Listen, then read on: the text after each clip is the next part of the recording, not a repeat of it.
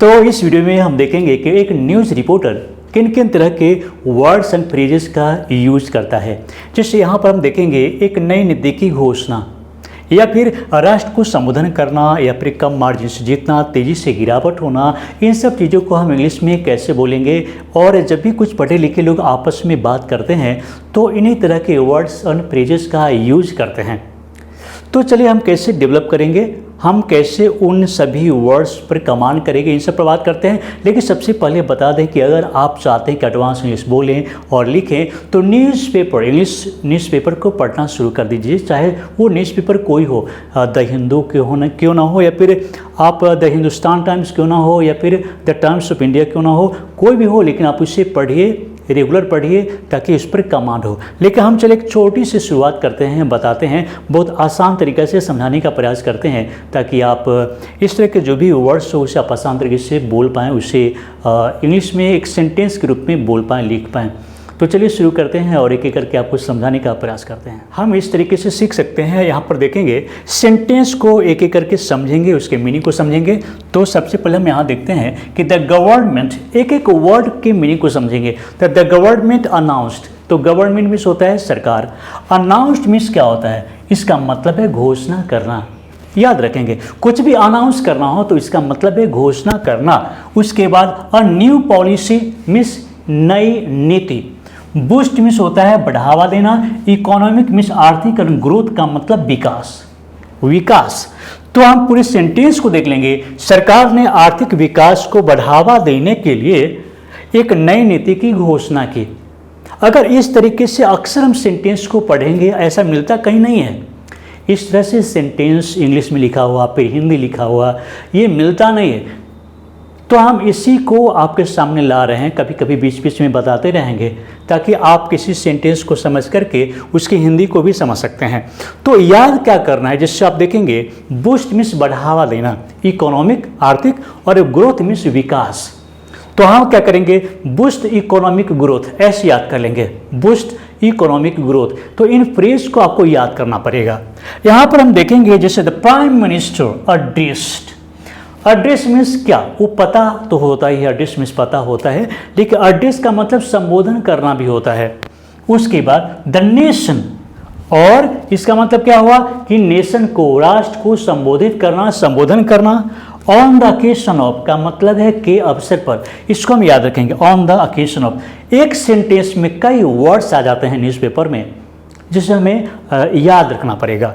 उसके बाद यहाँ पर इंडिपेंडेंस डे, तो मीनिंग क्या है, प्रधानमंत्री ने स्वतंत्रता दिवस के अवसर पर राष्ट्र को संबोधित किया। बिल्कुल आसान है, और इस तरीके से ही हम देखेंगे। इस सेंटेंस में देखेंगे the cricket team won the match, बिल्कुल आसान है, लेकिन यहाँ पर देखेंगे बाय अ नैरो मार्जिन।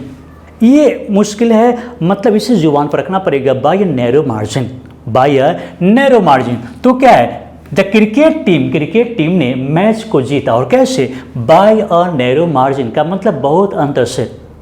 जैसे चुनाव में मान लीजिए कभी कभी देखा जाता है कि मात्र 100 वोट से कोई जीत जाते हैं, कोई लीडर जीतते हैं, तो उसी तरीके से कभी कभी मैच में भी कम मार्जिन से जीतते हैं। तो किसी भी चीज़ में अगर ये बताना हो कि कम अंतर से या कम मार्जिन से, तो हम क्या करेंगे, बाय अ नैरो मार्जिन बोलेंगे। उसके बाद यहाँ पर देखेंगे द स्टॉक मार्केट विटनेस्ड का मतलब है शेयर बाजार, विटनेस में से गवाह भी होता है, लेकिन कुछ घटित होते हुए देखने के लिए भी हम विटनेस का प्रयोग करते हैं। विटनेस मीन्स कुछ घटित होते हुए देखना, वर्ब के रूप में। अ शार्प डिक्लाइन मीन्स होता है तेजी से गिरावट, और टुडे मीन्स आज। तो शेयर बाजार ने आज तेजी से गिरावट देखी। तो विटनेस मीन्स याद रखेंगे कि वर्ब के रूप में तेजी से ये विटनेस मीन्स कुछ घटित होते हुए देखना, कोई भी घटना हुआ, चाहे कुछ भी हुआ, अगर आप देख रहे हैं तो उसमें आप विटनेस का यूज कर सकते हैं। अशार्प का मतलब तेजी से, और डिक्लाइन का मतलब गिरावट को हम याद रखेंगे। डिक्लाइन मीन्स गिरावट भी होता है, और डिक्लाइन मीन्स और भी चीज़ होता है, जैसे किसी चीज़ को विनम्रतापूर्वक इनकार कर देना, तो उसमें भी डिक्लाइन का यूज़ करते हैं। लेकिन यहाँ पर अशार्प डिक्लाइन का मतलब है कि तेजी से गिरावट। और इस सेंटेंस में देखेंगे कि द गवर्नमेंट लॉन्च मीन्स होता है किसी चीज़ की शुरुआत करना, नई चीज़ को लाना, शुरुआत करना। न्यू इनिशिएटिव का मतलब है नई पहल, नई कदम, नई तौर तरीका। टू प्रमोट डिजिटल लिटरेसी का मतलब, डिजिटल लिटरेसी का मतलब क्या है? आज जो डिजिटल का ज़माना है, कंप्यूटर का ज़माना है, मोबाइल का, इसमें साक्षर होना, इसके बारे में समझदारी डेवलप होना। तो प्रमोट का मतलब इसको बढ़ावा देना। तो इसका मतलब क्या है? सरकार ने डिजिटल साक्षरता को बढ़ावा देने के लिए एक नई पहल शुरू की। तो लॉन्च मीन्स याद रखना है, न्यूज़पेपर में अक्सर देखेंगे कि ये लॉन्च हुआ, वो लॉन्च हुआ। तो लॉन्च मीन्स नई चीज़ को हम शुरुआत करते हैं। इनिशिएटिव मीन्स होता है पहल, किसी चीज़ को हम पहल या फिर नई कदम की शुरुआत करते हैं, उसके बारे में। प्रमोट बढ़ावा देना। उसके बाद यहाँ देखते हैं कि द फ्लड का मतलब बाढ़, सिचुएशन की मतलब स्थिति। तो बाढ़ की स्थिति इन द स्टेट का मतलब है राज्य में। वर्सन का मतलब है किसी स्थिति को खराब कर देना, बिगाड़ देना, बद से बदतर कर देना। तो वर्सन मीन्स होता है खराब स्थिति बना देना। ड्यू टू मीन्स के कारण, हैवी रेन, हैवी रेन्स भारी वर्षा। तो मीनिंग क्या हो जाएगा? भारी बारिश के कारण राज्य में बाढ़ की स्थिति बिगड़ गई। तो याद क्या रखना है? फ्लड सिचुएशन, बाढ़ की स्थिति। उसके बाद वर्सन का मतलब खराब कर देना, स्थिति को और भयावह कर देना। ड्यू टू मिस के कारण, और हैवी रेन्स मिस होता है भारी वर्षा। इस सेंटेंस में देखेंगे द सुप्रीम कोर्ट, समझ रहे हैं, सर्वोच्च न्यायालय पास्ट अ लैंडमार्क जजमेंट, महत्वपूर्ण फैसला सुनाया, जारी किया, महत्वपूर्ण फैसला सुनाना। और इन्वायरमेंटल प्रोटेक्शन, इन्वायरमेंटल का मतलब है पर्यावरण से संबंधित, प्रोटेक्शन का मतलब है सुरक्षा। तो मीनिंग क्या होगा? सुप्रीम कोर्ट ने पर्यावरण संरक्षण पर, संरक्षण का मतलब वही प्रोटेक्शन, और एक महत्वपूर्ण फैसला दिया।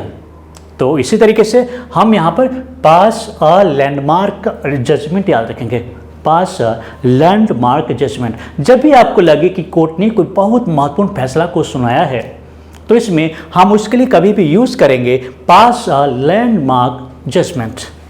नेक्स्ट है the new metro line will connect major suburbs to the city centre.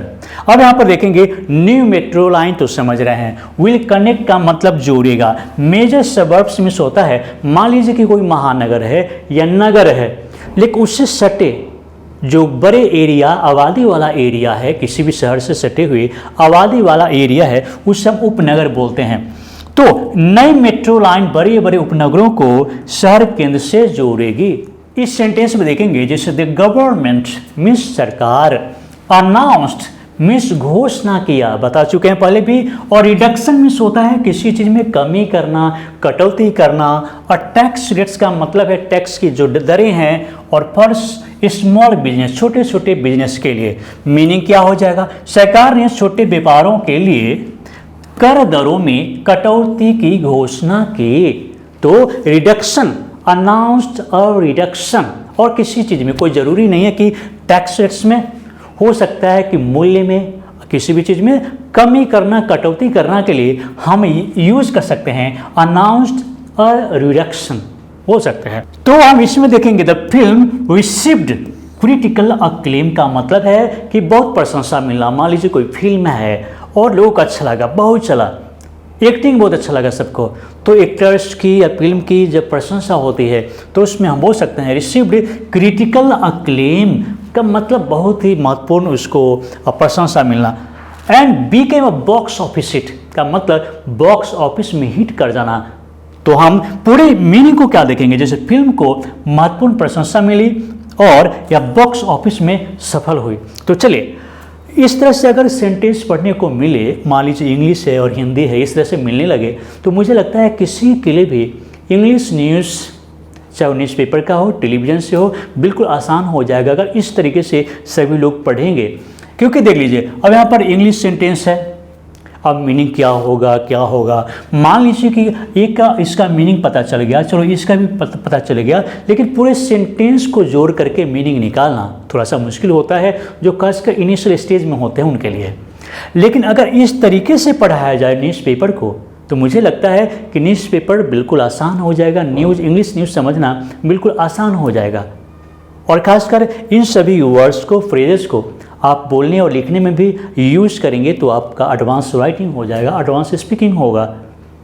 तो ऐसे भी कोई ज़रूरी नहीं कि हम ही बताएं, आप ऐसे भी न्यूज़पेपर लीजिए और रेगुलर स्टडी कीजिए। जो भी हार्ड वर्ड है आप उसे डिक्शनरी से देखिए और सेल्फ स्टडी कीजिए, बहुत ज़्यादा इम्प्रूवमेंट होगा। और हम बीच बीच में ऐसे वीडियोज़ को बनाते रहेंगे ताकि आप अधिक से अधिक सीख पाएँ। आज क्वेश्चन नहीं करेंगे, आज क्वेश्चन नहीं करना है, बल्कि आप बताएंगे कि इस तरह का वीडियो आपको कैसा लगा। आप और भी सीखना चाहते हैं इस तरह से तो आप हमें बताते रहिए। और जो भी कुछ कमेंट करना चाहते हैं, कुछ सुझाव देना चाहते हैं, आप लिखते रहिए, हम आपके एक एक कमेंट को ज़रूर पढ़ते हैं। तो चलिए दोस्तों, इस वीडियो को देखने के लिए, लाइक करने के लिए, शेयर करने के लिए, इस चैनल को सब्सक्राइब करने के लिए आप सभी को बहुत बहुत धन्यवाद।